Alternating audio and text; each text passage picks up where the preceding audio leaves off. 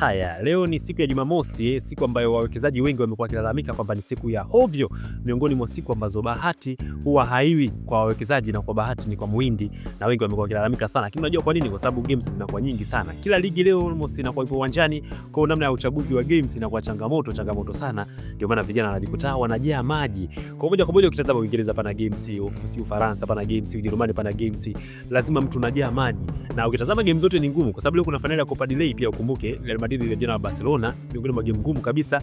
Game mbili za mwisho zote Barcelona inaonekana kuwa dominator, lakini pengine leo mambo yakawa magumu kwake Barcelona. Watu wengi wakawa wanashangaa kwamba kwa nini nimezungumza hivi. Kutokana pia na aina ya mashindano lakini pia nature ya kwamba Real Madrid amekuwa akitoa adhabu game mbili mfululizo. Kwa pengine leo pia mambo yakawa magumu kwa vijana wa Barcelona. Lakini pia ukumbuke pana games nyingi sana. Pale nchini Uingereza pia pana games, vijana Wolves watakuwa uwanjani dhidi ya Leicester City. Leicester City ambaye game tano za mwisho mambo yamekuwa magumu, hamna ushindi. Afu Wolves yeye ndiyo timu pekee pale nchini Uingereza ambayo imeshinda game zake 5 za mwisho. Kwa hiyo leo pana mambo magumu sana hapo kwenye hiyo game. Lakini pia ukumbuke Chelsea atakuwa na kibarua dhidi ya Everton ambaye game ya mwisho imeisha sare ya 0-0 dhidi ya Chelsea, hakuwa na bao. Kwa ndugu zangu wa GG pia mnatakiwa mjue kwamba katika game 3 za mwisho Chelsea dhidi ya Everton hakuna GG. Muwe makini sana kwenye uwekezaji. Haya, lakini pia baada ya hiyo game pia vijana wa Newcastle watakuwa na kibarua dhidi ya vijana wa Ipswich ambaye game ya mwisho walikula 4-0 dhidi ya vijana wa Newcastle, na hat-trick ilipatikana kipindi cha Alexander Isak pia alipiga hat-trick. Kwa hiyo game ya leo pia pengine Newcastle akawa dominate kwa kiwango kikubwa sana, ukizingatia pia matokeo ya mwisho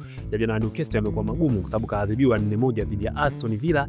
Kwa leo vijana wa Ipswich wanacha kujibu kwamba zile 4-1 walizopigwa wao kwa nini wamejichanganya mbele yao. Tutashuhudia game nzuri sana. Haya, baada ya hiyo game pia lakini pia ukumbuke pale nchini Scotland pia patakuwa na games Championship lakini pia relegation round. Lakini kwenye Championship pale vijana wa Dundee United watakuwa nyumbani dhidi ya Celtic, na watu wengi pengine wakamfuata Celtic leo na mambo yakawa magumu kwao. Lakini pia vijana wa Dundee United baada ya kucheza na vijana wa Celtic, St Mirren wao watakuwa na kibarua dhidi ya vijana wa Rangers ambaye katoka kuondolewa kwenye Europa. Kwa hiyo hana mashindano mengine anaoshiriki dhidi ya haya, anatakiwa kupambania kweli angalau apunguzie points dhidi ya vijana wa Celtic. Na moja kwa moja Celtic anaonekana tayari kuwa bingwa, lakini pengine bado kama game 2-3 waweze kutangaza ubingwa. Haya, ukiachana hiyo game pia vijana wa Porto watakuwa uwanjani. Porto pia watakuwa wanacheza na Estella kule nchini Ureno. Bonge moja ya game. Kumbuke game karibia kadhaa Porto amekuwa kidominate tangu mwaka 2022, na kumbuka Estella ndo alishindaga dhidi ya vijana wa Porto, ilikuwa ni Taka di Portugal. Ile kombe la Taka di Portugal alipata adhabu vijana wa Porto mabao 2-1. Kwa hiyo kwa miaka hivi karibuni yote Portugal amekuwa timu ya kwanza kwa vijana wa Estella. Kwa hiyo pengine leo pia atakwenda kwaje. Ukumbuke pia anashika nafasi ya 4 Porto akiwa na Kipolo. Braga baada ya ushindi wake wa siku ya jana amesogea pointi zake 64. Maana kama leo anashinda vijana wa Porto anashinda afisa pointi 65 na nafasi ya 3, na pale juu Sporting Lisbon pamoja na vijana wa Benfica wanakana kudominate tokeo wote na pointi 72 bado bingwa hajapatikana.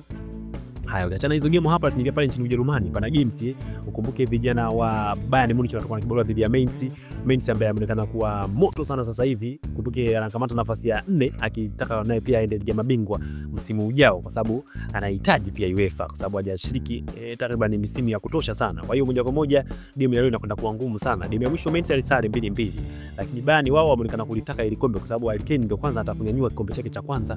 Kwa hiyo leo pengine mambo yakawa magumu kwa vijana wa Mainz, lakini kwa sababu Mainz ni timu yangu pia sitaweka mapenzi pembeni. Leo nitakwenda kuambia hapa atakwenda kuwekaje kwenye hiyo game. Pale nchini Ufaransa sio ni game ya kugusa, lakini pia Hoffenheim watakuwa na kibarua dhidi ya Borussia Dortmund. Pale nchini Ujerumani, pale nchini Ufaransa game zote ni ngumu. Lyon dhidi ya Rennes wale ni magumu sana.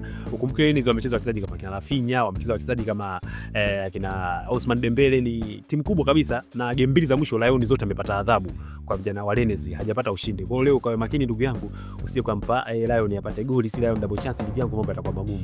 Haya, lakini pia Fenerbahce atakuwa na kibarua pale nchini Uturuki, pia atakwenda kujua tunawekaje hiyo game dhidi ya vijana wa Gaziantep, ambao hawa vijana wa Gaziantep wao wamekuwa wagumu sana kwa sababu walifunga Besiktas, ambaye Besiktas alipata ushindi dhidi ya Fenerbahce 1-0. Kwa hiyo ni game ngumu sana, licha kwamba Fenerbahce amekuwa akidominate Gaziantep kwenye game za hivi karibuni, lakini tutakwenda kujua kwamba tunawekaje. Moja kwa moja tuende kwenye utabiri wetu. Haya, Wolves dhidi ya Leicester City, game ngumu sana, lakini tutakwenda kwa utabiri moja kwa moja kwa sababu nimeshakufanyia uchambuzi hapo mwanzoni. Kwa moja kwa moja kwenye hii game ni kwamba Wolves ya score, lakini pia Wolves double chance. Wolves. Wolves apate goli moja na kuendelea, lakini pia Wolves double chance kwamba hawezi kupoteza mchezo wa leo dhidi ya vijana wa Leicester City ambao tayari wameshashuka daraja. Hiyo game ya kwanza. Game ya pili ni vijana wa Newcastle dhidi ya vijana wa Ipswich. Moja kwa moja kwenye hii game ni kwamba Newcastle pekee apate mabao mawili. Kwa hiyo Newcastle over 1.5 hapo na kumaliza hii game, lakini pia mechi nzima kutoa magoli matatu pia ni option nzuri zaidi. Double chance kwa upande wa Newcastle itakuwa na option ndogo, kwa hiyo Newcastle apate mabao mawili. Hapo kwa Uingereza ndio tumemaliza. Tuende pale nchini Ujerumani, vijana wa Bayern Munich dhidi ya Mainz, moja kwa moja double chance kwa upande wa Bayern kwamba hawezi kwenda kupoteza huu mchezo. Kwa hiyo moja kwa moja mechi nzima pia kutoa magoli mawili, option nzuri zaidi, lakini double chance kwa upande wa Bayern kwamba anakwenda kushinda au kusali, itakuwa na option nzuri pia kutokana na Mainz ambao wamekuwa na muendezo mzuri wa game zake za hivi karibuni. Lakini pia ukiachana hiyo game pale, tuende vijana wa Dortmund dhidi ya Hoffenheim, hiyo game ya pili ambayo nakuchagua hapa nchini Ujerumani, double chance kwa upande wa Borussia Dortmund, lakini kwenye garanti nzuri zaidi ni kwamba Dortmund ya score, Dortmund apate goli, Dortmund over 0.5. Hiyo ni option nzuri sana kwa sababu unajua Dortmund amekuwa na muendezo mbovu sana hivi karibuni, anapata adhabu zito tu, lakini kwa sababu kashaondoa ligi ya mabingwa nenda naye na double chance au pia Dortmund a score over 0.5. Hapo tunakuwa tumaliza nchini Ujerumani. Baada ya hapo nchini Ujerumani tuende pale nchini Scotland, vijana wa Celtic watakuwa uwanjani dhidi ya vijana wa Dundee United. Dundee United ni miongoni mwa timu kubwa, miongoni mwa timu ngumu sana, ndio maana ipo Championship round, na moja kwa moja kwenye guarantee ni kwamba mpatie Celtic apate goli.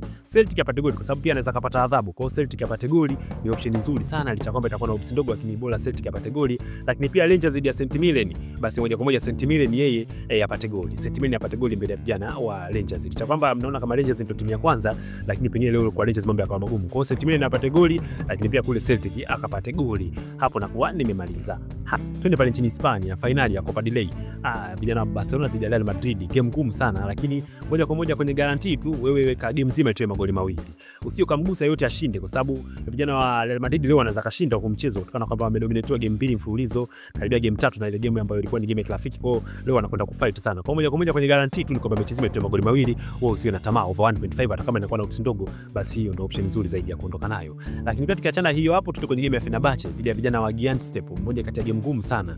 Lakini kwenye hii game pia Fenerbahce ya score, kama Fenerbahce aingie kambani, Fenerbahce apate goli, ni option nzuri sana. Tukiachana hiyo game pia tukienda pale nchini Ureno, Porto atakuwa anacheza na Estella kama nilivyokuwa nimeelekeza mwanzoni hapo. Lakini pia kwenye guarantee tu ni kwamba vijana wa Estella wao pia pengine mambo yakawa magumu leo, wakapata adhabu kwa FC Porto, kwa sababu FC Porto anahitaji afikishe pointi 65 leo au nafasi ya 3 angalau aweze kwenda Europa, lakini mambo yanaonekana kuwa magumu kwenye kwenda ligi ya mabingwa, kwa sababu Benfica pamoja na Sporting Lisbon yanaonekana kukamatika. Kwa hiyo kwenye guarantee tu ni kwamba Porto double chance kwamba hawezi kupoteza mchezo wa leo, kwamba anakwenda kushinda au kusare. Hapo mimi nakuwa nimemaliza. Kama unataka kuigusa game ya Lyon dhidi ya vijana wa Rennes, basi moja kwa moja wewe weka tu mechi zime tu magoli mawili over 1.5, kwa sababu ukisema uende ukaisogelee hii game kwa kwamba unakwenda kumpatia mtu fanya ashinde, kwamba labda double chance kwa upande wa Lyon, mambo yanaweza kuwa magumu kwake akapata adhabu bila vijana wa Rennes. Kwa hiyo hiyo game pia itoe magoli mawili. Kwa hiyo nimekutajia almost game, nimekutajia game ya Wolves dhidi ya Leicester City, nimekutajia game ya vijana wa Newcastle dhidi ya Ipswich, game ya pili hiyo, Bayern game ya 3, Dortmund game ya 4, lakini pia nimekutajia game ya vijana wa Fenerbahce game ya 5, game ya vijana wa Celtic game ya 6, game ya Rangers game ya 7, lakini pia game ya Porto game ya 8. Kwa hiyo game hizo 8 ndugu yangu ndio game za leo ambazo unaweza kuondoka nazo vizuri sana. Next video na posti kuhusiana na wale watu wa magoli matatu, yani watu wa kujilipua mechi zinazotoa magoli matatu. Tukutane hapo kwenye next video. Kylian Sports.